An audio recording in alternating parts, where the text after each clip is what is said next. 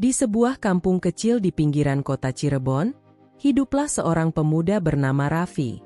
Ia bukan siapa-siapa, tidak punya harta, tidak punya jabatan, dan tidak punya banyak teman. Tapi ia punya sesuatu yang jarang dimiliki orang muda seusianya, hati yang tenang karena dekat dengan Allah. Setiap subuh, sebelum ayam berkokok, Raffi sudah terbangun. Ia bukan dibangunkan alarm, bukan pula oleh panggilan manusia, tapi oleh bisikan lembut adzan yang seakan memanggil hatinya. Dengan langkah pelan, ia menuju masjid yang jaraknya tak sampai 100 meter dari rumah kecilnya. Di tangan kanannya ada sapu lidi, dan di tangan kirinya ada senter kecil yang penerangannya seadanya. Raffi adalah penjaga masjid. Ia bukan ustaz, bukan takmir, dan bukan pula pegawai tetap. Ia hanya pemuda biasa yang menawarkan dirinya menjaga kebersihan dan ketenangan rumah Allah, tanpa bayaran. Ia lakukan semuanya dengan ikhlas, karena ia tahu, kalau bukan karena Allah, hidupnya takkan pernah berarti. Setiap pagi, ia menyapu halaman masjid, mengelap kaca, menata sandal jamaah, lalu duduk diam di serambi, menatap langit yang mulai berubah warna. Saat sinar matahari pertama muncul di balik atap masjid, ia menundukkan kepala dan berdoa lirih. Ya Allah, aku bukan siapa-siapa, tapi semoga Engkau jadikan aku hamba yang berguna, meski hanya lewat tangan kecil ini. Warga kampung mengenal Raffi sebagai anak yatim. Ayahnya meninggal dunia ketika Raffi masih SMA, dan ibunya sudah lama sakit-sakitan. Hidup mereka pas-pasan. Kadang makan sehari sekali, kadang hanya bubur garam. Tapi anehnya, tak pernah terlihat kesedihan di wajah Raffi. Ia selalu tersenyum, bahkan ketika bajunya lusuh dan sepatunya robek. Bagi Raffi, masjid adalah rumah keduanya. Tempat di mana ia bisa menangis tanpa malu, dan bersyukur tanpa batas. Di sana, ia sering berbicara dengan Tuhannya. Bukan dengan kata-kata besar, tapi dengan hati yang jujur. Setelah sholat duha, biasanya Raffi bekerja seadanya. Kadang membantu pedagang sayur mengangkat dagangan, kadang memotong rumput di halaman rumah warga. Upahnya tak seberapa, tapi cukup untuk membeli obat ibunya dan sedikit beras. Dan setiap kali ia mendapat uang, hal pertama yang ia lakukan bukan makan di warung atau membeli pakaian baru, tapi menyisihkan 1.000–2.000 rupiah untuk masjid. Ia percaya, meski kecil, sedekah itu akan kembali berlipat. Suatu sore, hujan turun deras. Raffi tetap berada di masjid. Ia duduk di bawah naungan serambi, memandangi air yang menetes dari ujung genting. Dalam keheningan itu, ia kembali berbicara kepada Allah. Ya Rab, aku tidak tahu kemana arah hidupku. Tapi aku percaya, Engkau punya rencana yang indah, meski aku belum mengerti sekarang. Sore itu, tanpa ia sadari, seseorang memperhatikannya dari balik pagar masjid. Seorang perempuan muda dengan payung ungu di tangannya, menatap Raffi yang tengah menggulung sajadah dengan hati-hati. Perempuan itu bernama Nadia, mahasiswi semester akhir yang sedang menunggu dosen pembimbingnya lewat, karena rumah dosen itu tepat di seberang masjid. Tatapannya lembut, namun ada sesuatu dalam dirinya yang bergetar saat melihat kesederhanaan pemuda itu. Raffi tak tahu, hari itu adalah awal dari takdir yang perlahan menuntunnya menuju kisah cinta suci. Bukan cinta yang dicari, tapi cinta yang datang karena keikhlasan. Malamnya, Raffi pulang ke rumah dengan pakaian masih lembab karena hujan. Ia menemukan ibunya batuk-batuk di kamar. Dengan sigap ia membuatkan air hangat, mengelap peluh di dahi sang ibu, dan tersenyum. Ibu harus sembuh. Raffi mau lihat ibu bisa jalan ke masjid lagi. Sang ibu menatapnya lembut. Nak, kau selalu menjaga masjid, tapi jangan lupa menjaga hatimu juga. Allah punya cara sendiri untuk menggembirakan hambanya yang sabar. Raffi hanya mengangguk. Dalam hati ia berbisik, aku tidak tahu apa maksud ibu. Tapi semoga Allah benar-benar punya cara itu. Hari demi hari berlalu.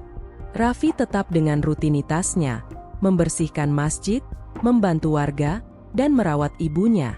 Namun, sejak hari hujan itu, kadang ia merasa ada tatapan asing yang memperhatikan. Sesekali, saat ia sedang menyapu halaman masjid sore hari, ia melihat perempuan berkerudung ungu yang lewat di depan pagar. Raffi tidak berani menatap lama, hanya tersenyum sopan dan kembali bekerja. Dalam hatinya, ia bertanya, siapa dia? Dan kenapa setiap kali ia lewat, hatiku terasa tenang. Raffi tidak pernah membayangkan bahwa perempuan itu sedang diuji dengan kisah hidup yang tak kalah berat. Nadia, ternyata, baru saja kehilangan ayahnya. Ia menenangkan diri dengan sering mampir ke masjid itu untuk menenangkan hati. Namun tanpa sengaja, pemandangan pemuda sederhana yang tulus bekerja demi Allah membuat hatinya tersentuh. Di malam Jumat, ketika Raffi sedang menata karpet masjid, seorang jamaah tua menghampiri.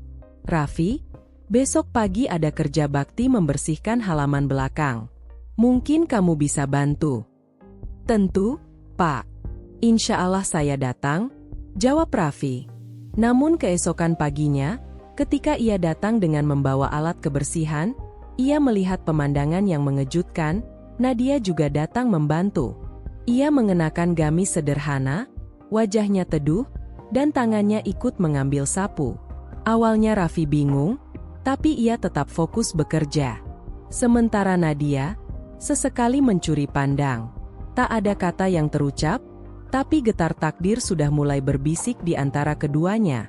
Saat matahari mulai tinggi, Nadia menyerahkan air minum kepada Raffi. Ini, Mas, minum dulu, katanya pelan. Raffi sempat tertegun, tapi ia segera menunduk sopan. Terima kasih, Mbak.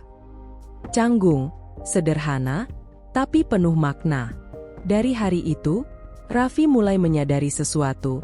Cinta yang datang bukan karena rupa, tapi karena iman. Setiap ia berdoa setelah sholat, ia mulai menyebut satu nama dalam hatinya. Tidak keras, tidak berlebihan, hanya harapan kecil di antara sujud dan air mata. Ya Allah, jika dia memang bagian dari takdirku, maka dekatkanlah dengan cara MU. Tapi jika bukan, maka hapuskan rasa ini dengan kasih MU. Di luar sana, Nadia juga melakukan hal yang sama. Ia berdoa di atas sajadahnya, berharap Allah mempertemukan dirinya dengan seseorang yang membuatnya lebih dekat kepadanya. Dan entah bagaimana, bayangan Raffi selalu muncul dalam pikirannya. Hari terus berganti. Angin sore di sekitar masjid terasa semakin damai. Burung-burung pulang ke sarang, dan di antara lantunan adzan maghrib yang menggema, dua hati mulai saling mengenal lewat cara yang paling indah, takdir Allah. Dan di sanalah kisah ini dimulai. Dari seorang pemuda sederhana penjaga masjid, yang tak pernah mencari cinta, tapi justru ditemukan oleh cinta yang dikirim langsung oleh Tuhan. Pagi di kampung itu selalu damai. Suara burung dan lantunan ayat suci dari radio tua di rumah-rumah warga berpadu jadi irama khas yang menenangkan. Masjid Al-Muhajirin pun mulai ramai. Raffi sudah datang lebih dulu seperti biasa, membersihkan karpet, menata sandal, dan memastikan tempat wudhu tidak licin. Hari itu, ia tak menyangka bahwa rutinitasnya akan menjadi awal dari pertemuan yang lebih dekat dengan perempuan yang selama ini hanya ia lihat dari kejauhan. Selesai sholat duha, seorang ibu-ibu datang membawa beberapa kantong besar. Raffi, bisa tolong bantu angkat ini ke dalam? Ini bantuan makanan untuk acara remaja masjid nanti sore. Siap, Bu, jawabnya sopan. Saat ia sedang mengangkat satu karung beras ke dalam aula masjid, terdengar suara lembut dari arah pintu.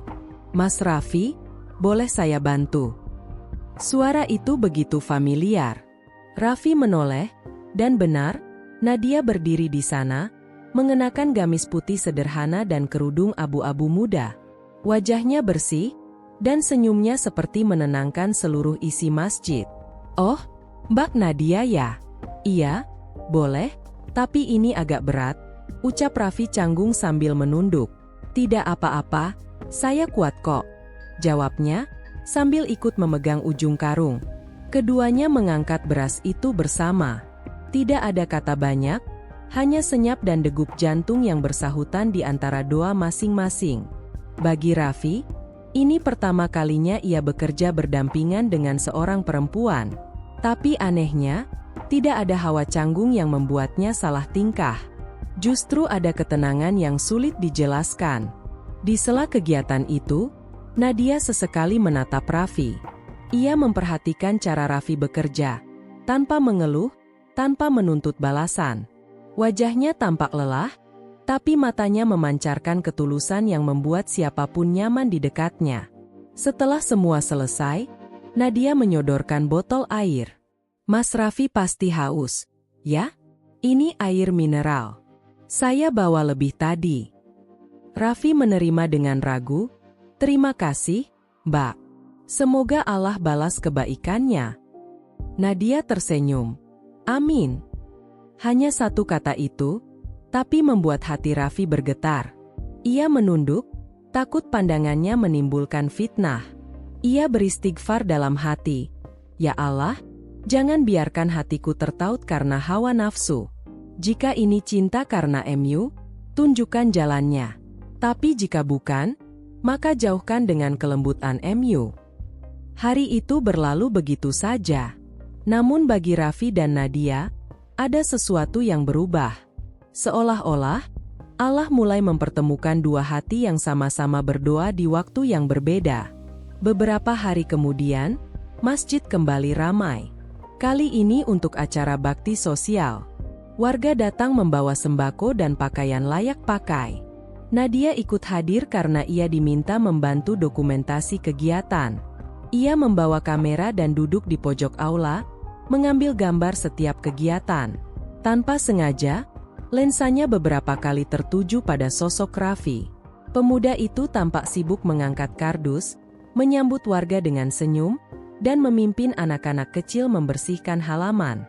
Setiap kali Nadia menekan tombol kamera, ia merasa sedang mengabadikan sesuatu yang suci. Sementara itu, Raffi sesekali melirik ke arah Nadia. Dalam hatinya, ia berkata lirih, "Ya Rab, kenapa setiap kali melihatnya aku merasa lebih semangat beribadah? Apakah ini tanda bahwa engkau sedang memperlihatkan seseorang yang bisa menuntunku menuju kebaikan?"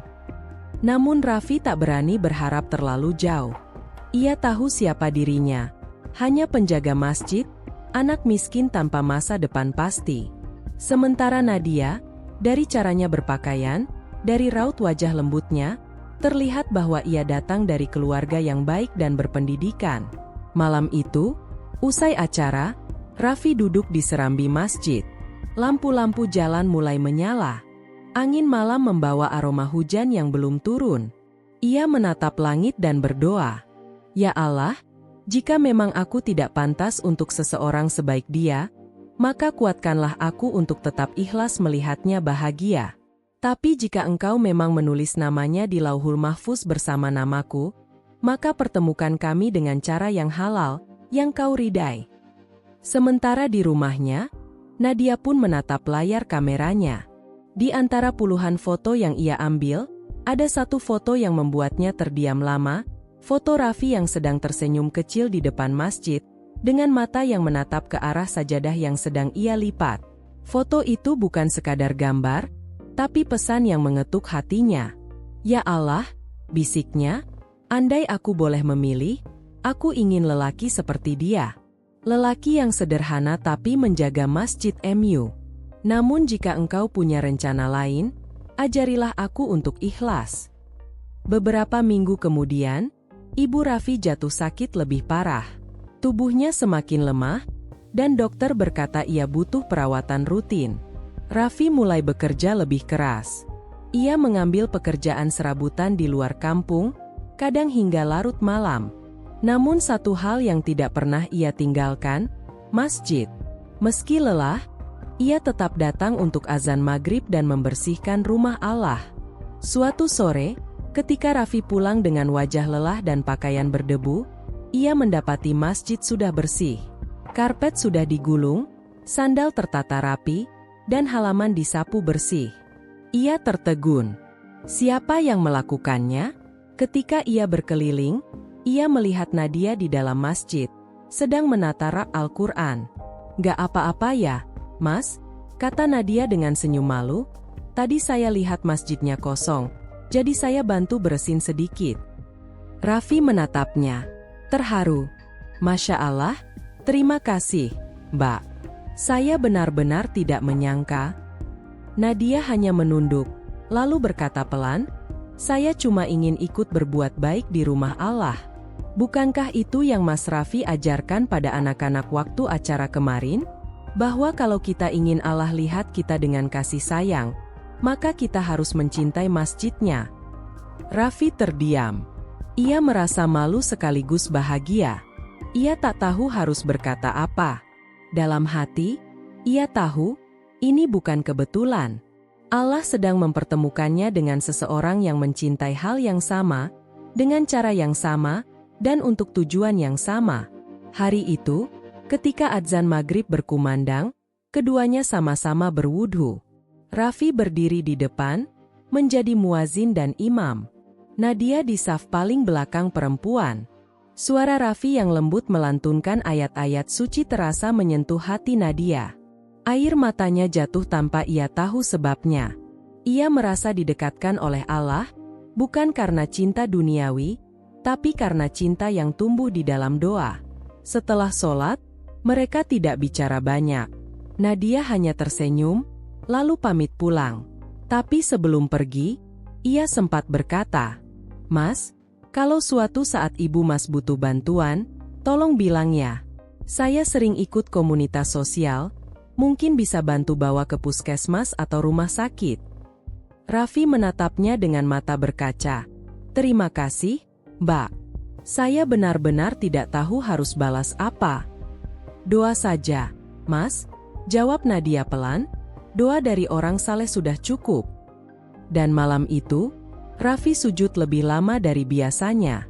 Ia menangis tanpa suara, bersyukur atas semua yang terjadi.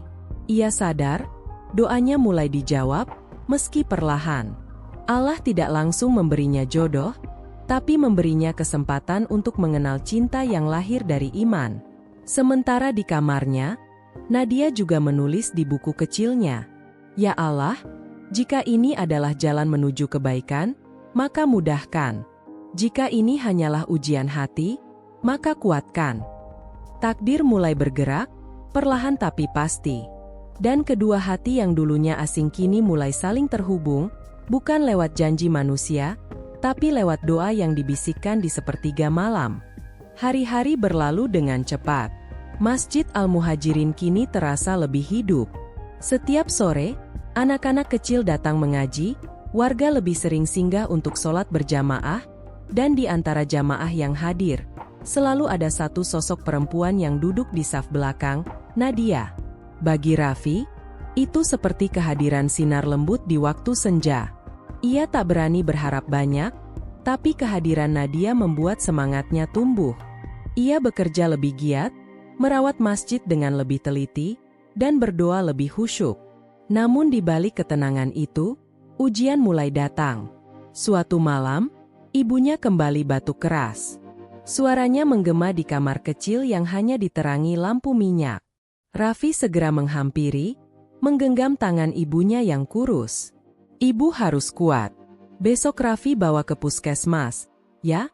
ucapnya dengan suara bergetar. Sang ibu menggeleng pelan. "Nak, jangan repot. Ibu hanya ingin kamu terus jaga masjid. Itu sudah cukup membuat ibu bahagia." Air mata Raffi jatuh. Ia tahu, ibunya tidak ingin menyusahkannya. Tapi sebagai anak, ia tak sanggup melihat orang yang paling ia cintai menderita. Malam itu, setelah memastikan ibunya tidur, Raffi kembali ke masjid. Ia duduk di saf paling depan, menunduk lama. "Ya Allah, aku tidak meminta banyak, hanya sembuhkan ibuku. Aku tidak kuat melihatnya seperti ini. Jika aku harus kehilangan apapun untuk kesembuhannya, ambillah dariku, asal jangan imanku." Doa itu begitu dalam, hingga suaranya hampir hilang tertelan isak. Keesokan harinya, Raffi memutuskan pergi ke kota mencari pekerjaan tambahan. Ia tahu biaya pengobatan ibunya akan banyak. Ia berjalan kaki sejauh beberapa kilometer untuk mencari lowongan kerja. Namun tak ada yang mau menerima pemuda sederhana tanpa ijazah tinggi. Hingga akhirnya, ia menemukan seorang pemilik toko bangunan yang mau memberinya pekerjaan harian. Upahnya kecil, tapi kalau kamu rajin, bisa terus kerja di sini, kata sang pemilik. Raffi tersenyum. Terima kasih, Pak. Ini sudah lebih dari cukup. Sejak hari itu, setiap pagi Raffi berangkat lebih awal, bekerja sampai sore, lalu kembali ke kampung untuk azan maghrib di masjid. Tubuhnya mulai lelah, tapi semangatnya tetap menyala. Namun di sisi lain, Nadia mulai menyadari perubahan itu. Ia jarang melihat Raffi di masjid pada siang hari. Ia bertanya-tanya, apakah Raffi sakit? Atau sudah tidak menjaga masjid lagi? Suatu sore, ia memberanikan diri bertanya kepada seorang jamaah tua. Pak, Raffi kemana ya akhir-akhir ini? Oh, dia sekarang kerja di toko bangunan, Mbak. Ibunya makin sakit, jadi dia butuh biaya, jawab sang bapak. Mendengar itu, hati Nadia bergetar. Ia ingin menolong, tapi juga takut menyinggung perasaan Raffi. Akhirnya ia memutuskan mengirimkan bantuan secara diam-diam. Ia menitipkan sedikit uang dan obat melalui takmir masjid, tanpa mencantumkan nama. Beberapa hari kemudian, Raffi menerima bungkusan itu. Di dalamnya ada obat, makanan ringan, dan sepucuk kertas kecil bertuliskan, "Untuk Raffi dan Ibunda, dari seseorang yang ingin Allah sembuhkan lewat kebaikan kecil ini." Raffi membaca tulisan itu berulang kali. Ia tak tahu siapa pengirimnya, tapi hatinya langsung teringat kepada Nadia. Apakah ini darinya? Ya Allah, batinnya. Ia menatap langit, matanya berkaca. Jika ini dari dia, maka kuatkan aku untuk tidak mencintainya berlebihan. Biarkan rasa ini tetap suci karena MU. Beberapa minggu berlalu. Kesehatan ibunya sempat membaik, tapi tak lama kemudian kondisinya kembali menurun. Suatu malam, di tengah hujan deras, Raffi mendengar ibunya memanggil pelan. "Nak?" "Iya, Bu. Raffi di sini." Sang ibu menatap lemah, tangannya menggenggam erat jemari anaknya. "Kalau suatu hari ibu nggak ada, jangan berhenti jaga masjid, ya?" "Bu, jangan bicara begitu." Senyum lembut terlukis di wajah ibunya. "Raffi, hidup ini berat, tapi Allah nggak pernah tidur. Kalau kamu tetap sabar, Allah pasti kasih ganti yang indah."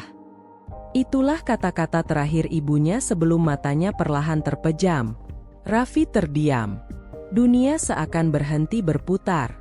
Ia menatap wajah ibunya lama sekali, lalu memeluk tubuh yang kini tak lagi bernyawa.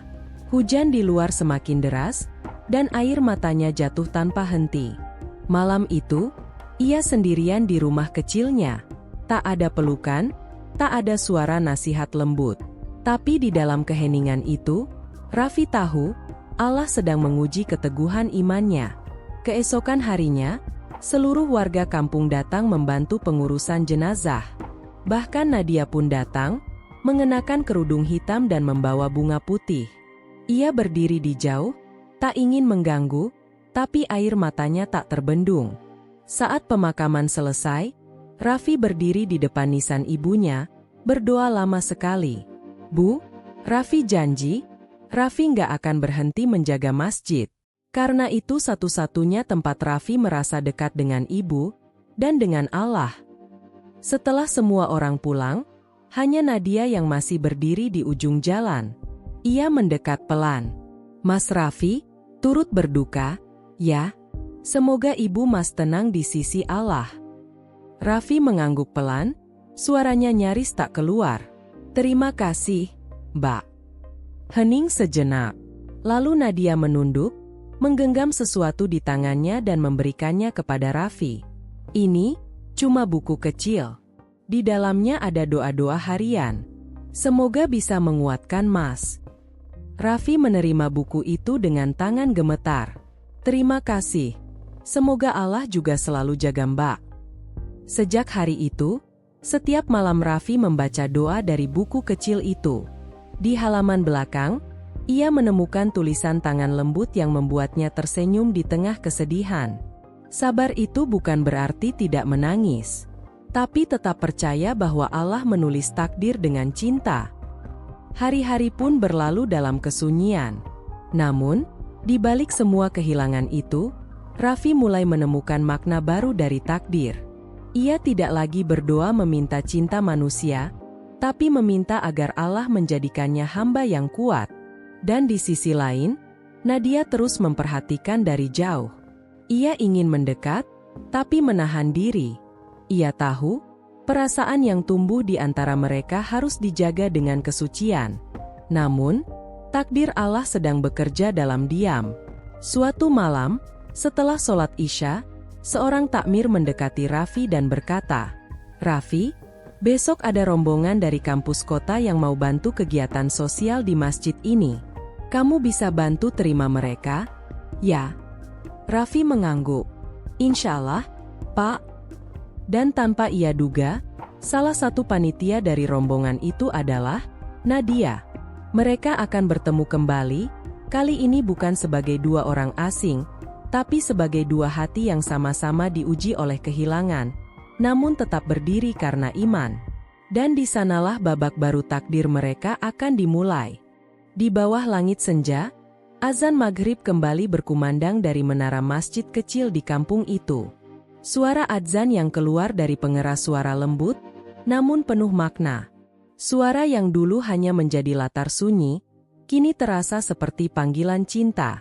Cinta kepada Allah, dan cinta kepada seseorang yang kini mulai tumbuh di hati Arif.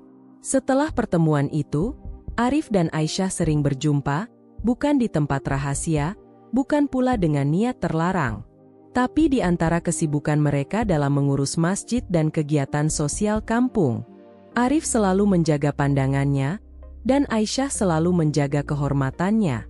Mereka berbicara seperlunya, namun cukup untuk saling mengerti. Suatu sore, Aisyah datang membawa sekotak makanan ke masjid. "Ini, Kak Arif, Ibu masak kolak pisang," katanya untuk para santri yang ngaji malam nanti. Arif tersenyum sopan. "Masya Allah, terima kasih, Mbak Aisyah. Semoga jadi amal jariah untuk keluarga Aisyah." Aisyah menunduk malu. "Amin." Sekilas mata mereka bertemu. Hanya sesaat, namun cukup untuk membuat keduanya merasa ada sesuatu yang tidak biasa. Bukan sekadar simpati, tapi perasaan yang lebih dalam. Perasaan yang mungkin sudah diatur oleh takdir Allah. Namun, kisah cinta tak selalu berjalan mulus. Malam itu, saat Arif sedang membersihkan halaman masjid, datanglah seorang pria berpenampilan rapi, berkemeja putih dan berpeci. Namanya Fikri, anak dari keluarga terpandang di kampung itu. Ia datang bersama ayahnya untuk menemui Pak Ahmad, ayah Aisyah. Arif yang kebetulan lewat di depan rumah Aisyah mendengar samar-samar pembicaraan itu. "Pak Ahmad," ucap Fikri dengan penuh hormat, "saya berniat melamar putri Bapak. Saya sudah mapan, pekerjaan tetap, dan keluarga saya juga sudah siap melangsungkan pernikahan bulan depan." Arif terdiam. Langkahnya terhenti. Hatinya seperti tertusuk sesuatu. Ia tak bisa mendengar balasan dari Pak Ahmad, namun dari nada suara yang terdengar lembut, ia tahu lamaran itu mungkin diterima. Arif menunduk. Di dadanya, rasa sedih datang bertubi-tubi. Tapi di antara air mata yang menahan, ia hanya bisa berucap lirih. "Jika dia memang bukan untukku, aku yakin Allah punya rencana lain yang lebih indah." Beberapa hari berlalu. Aisyah tidak datang ke masjid. Tidak ada kabar. Setiap kali Arif menunggu setelah salat Isya, masjid terasa hampa. Suara langkah Aisyah yang biasanya terdengar di teras masjid kini hilang. Suatu sore, datanglah Pak Ahmad ke masjid. Ia menghampiri Arif yang sedang menyapu pelataran. "Arif, boleh Bapak bicara sebentar?" Arif segera menghentikan sapunya. "Tentu, Pak. Ada apa ya?" Pak Ahmad menatap Arif dalam diam. Lalu perlahan berkata, "Aku tahu kamu anak yang baik. Tapi Aisyah sudah dilamar orang. Fikri, anaknya Pak Rahman. Kami mempertimbangkan kebaikan keluarga mereka. Maafkan kalau keputusan ini menyakitkan." Arif menunduk. Senyumnya getir. "Tidak apa-apa, Pak. Saya hanya hamba Allah. Kalau memang itu yang terbaik menurut Bapak, dan menurut Allah, saya ikhlas." Pak Ahmad menepuk bahu Arif pelan. "Kamu anak yang sabar. Semoga Allah ganti dengan yang lebih baik." Arif menatap tanah. Dalam hati ia berbisik, "Ya Allah, jika memang ini bukan jodohku, kuatkanlah hatiku untuk tetap mencintai MU, bukan dunia." Malam itu, hujan turun deras. Masjid menjadi tempat perlindungan bagi beberapa orang musafir. Arif tetap berjaga, memastikan semuanya aman dan kering. Di sela hujan, ia terdengar membaca doa. "Ya Rab, Engkau yang maha membolak-balikan hati. Jika memang Aisyah bukan untukku, jagalah dia dalam ridha MU. Dan jika Engkau masih menyimpan takdir lain, aku akan menunggu dengan sabar." Hujan turun semakin deras, tapi di hati Arif justru tumbuh ketenangan. Ia merasa, di balik badai, Allah sedang menyiapkan sesuatu. Beberapa hari kemudian, kabar mengejutkan datang. Pernikahan Aisyah dan Fikri dibatalkan. Keluarga Fikri ternyata menyembunyikan sesuatu, bisnis mereka sedang bangkrut, dan lamaran itu hanya untuk menutup malu. Pak Ahmad menyesal. Aisyah menangis. Ia merasa bersalah telah menolak kehadiran seseorang yang benar-benar tulus. Dalam hatinya, nama Arif kembali terlintas. Wajah sabar itu, senyum lembut yang tidak pernah menuntut apapun. Satu malam, setelah Isya, Aisyah datang ke masjid lagi. Ia membawa mukena dan sajadah. Tapi kali ini, bukan untuk memberi makanan, bukan pula untuk berbincang. Ia datang dengan air mata yang menetes di setiap sujudnya. Selesai salat, ia mendekat ke Arif yang sedang menggulung karpet masjid. "Maafkan aku, Kak Arif," suaranya bergetar. Arif menatap pelan. "Tidak ada yang perlu dimaafkan, Mbak Aisyah. Semua sudah digariskan Allah." Aisyah mengusap matanya.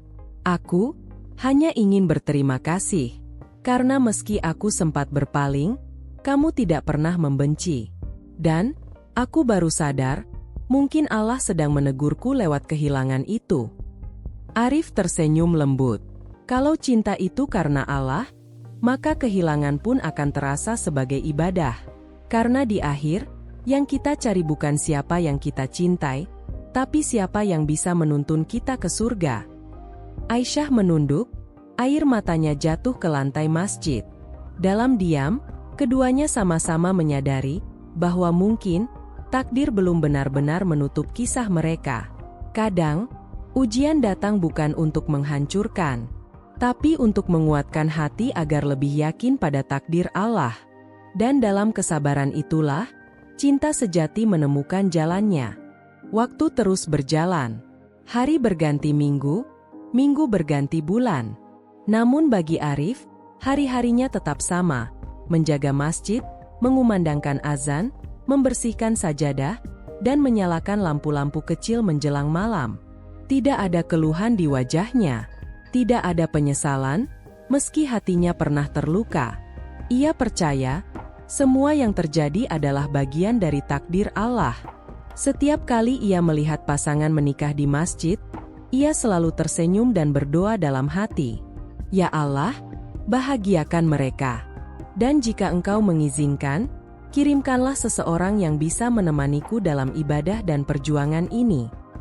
Suatu sore, selepas asyar, ketika Arif sedang mengepel lantai masjid, datanglah seseorang yang tak asing. Langkah lembut itu, suara salam yang pelan, "Assalamualaikum, Kak Arif." Arif menoleh. Matanya sedikit terbelalak. Itu Aisyah, kini datang dengan kerudung panjang warna krem, membawa nampan berisi air mineral dan beberapa kotak nasi. "Waalaikumsalam, Mbak Aisyah. Silakan masuk." Jawab Arif sambil tersenyum.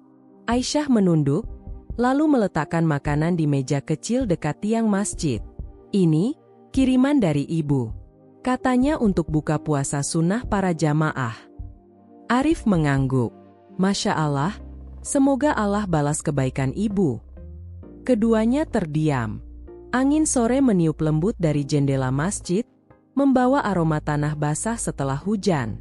Suasana hening itu seakan mengembalikan semua kenangan, rasa sabar, kehilangan, dan doa yang dulu mereka panjatkan masing-masing. Aisyah memecah keheningan. Kak Arif, boleh aku bicara sesuatu? Tentu, Mbak. Ada apa? Aisyah menarik napas panjang. Suaranya bergetar. Aku sudah lama ingin minta maaf. Bukan karena lamaran itu gagal, tapi karena dulu aku menolak seseorang yang sebenarnya tulus. Dan aku sadar, hanya orang yang ikhlas karena Allah yang bisa sabar seperti Kak Arif. Arif menatap dengan lembut. Tidak perlu minta maaf, Mbak. Semua yang terjadi sudah diatur Allah. Kalau bukan karena perpisahan itu, mungkin kita tidak akan belajar tentang arti ridha. Aisyah menunduk, menahan air mata. Tapi, apakah masih ada kesempatan untuk memperbaiki semuanya? Beberapa detik hening.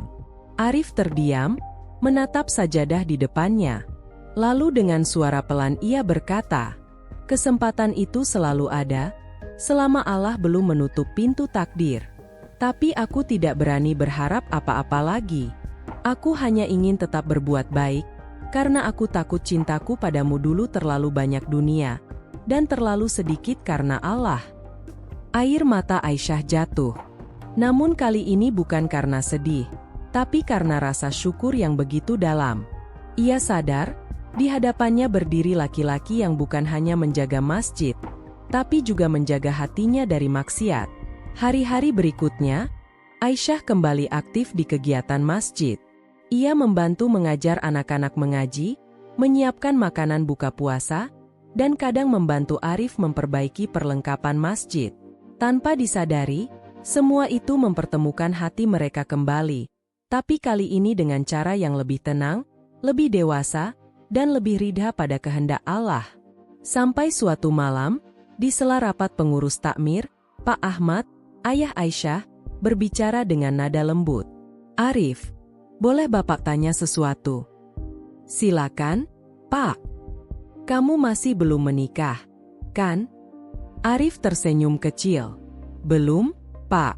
Mungkin belum waktunya. Pak Ahmad menatap dalam. Kalau Bapak ingin menjadikanmu bagian dari keluarga kami, apa kamu bersedia? Arif terkejut. Maksud Bapak? Pak Ahmad tersenyum hangat. Aisyah, dia bilang, hanya ingin menikah dengan orang yang bisa membimbingnya ke surga. Dan Bapak tahu, anak yang paling pantas melakukannya adalah kamu. Air mata menetes di pipi Arif. Ia menunduk, tidak sanggup berbicara. Yang keluar hanya ucapan lirih. Subhanallah, kalau ini memang kehendak Allah, saya terima, Pak. Tapi izinkan saya sholat istikharah dulu. Saya ingin memastikan bahwa keputusan ini murni karena Allah, bukan karena keinginan manusia. Pak Ahmad mengangguk. Begitulah seharusnya anak saleh berpikir. Malam itu, di sepertiga malam terakhir, Arif bersujud lama di atas sajadahnya. Air matanya jatuh, membasahi lantai masjid yang selama ini ia jaga dengan sepenuh hati. Ya Allah, jika Engkau menakdirkan Aisyah untukku, maka jadikan dia penenang jiwaku dan penolongku di jalan MU. Tapi jika Engkau menakdirkan yang lain, aku rela, asal Engkau tetap bersamaku. Saat ia mengucapkan doa itu, hatinya terasa tenang. Seolah Allah menjawab langsung melalui kedamaian di dadanya. Beberapa hari kemudian, masjid tempat Arif biasa mengumandangkan azan dihiasi bunga melati dan janur kuning. Orang-orang kampung berdatangan dengan pakaian terbaik mereka.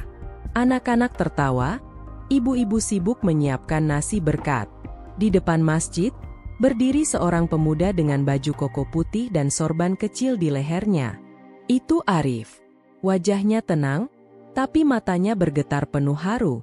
Dan di sebelahnya, seorang wanita dengan busana putih sederhana, tersenyum dengan mata berkaca-kaca. Itu Aisyah. Hari itu, mereka resmi menikah. Bukan karena harta, bukan karena rupa, tapi karena takdir Allah yang menyatukan dua hati yang sabar menunggu dalam ridha dan doa. Cinta sejati bukan yang datang cepat dan berakhir singkat. Cinta sejati adalah yang datang lewat jalan Allah, bertahan dalam ujian, dan tumbuh dalam doa. Arif dan Aisyah bukanlah pasangan sempurna, tapi mereka belajar bahwa kesetiaan sejati bukan pada manusia, melainkan pada Sang Pencipta cinta itu sendiri.